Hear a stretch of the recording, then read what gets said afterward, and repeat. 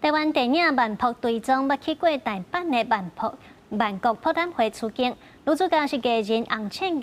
咱55年这出老电影是重新数位修复，女主角洪倩玉也出现在台湾首映会。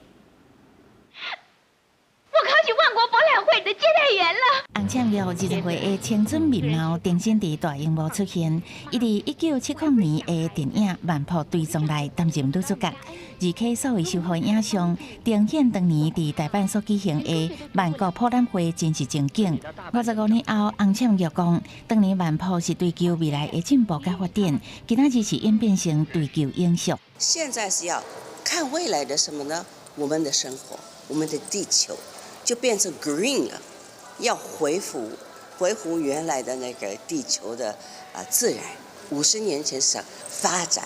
电影内阁看到中华民国甲国旗，不过电影翕刷的过当年，中华民国就甲日本断交，这嘛记录着当时珍贵的画面。文化部长李万表示，这真正唔那是一出电影尔。因为这个影片不只是一部电影，它几乎是一个时代，而且是我们台湾。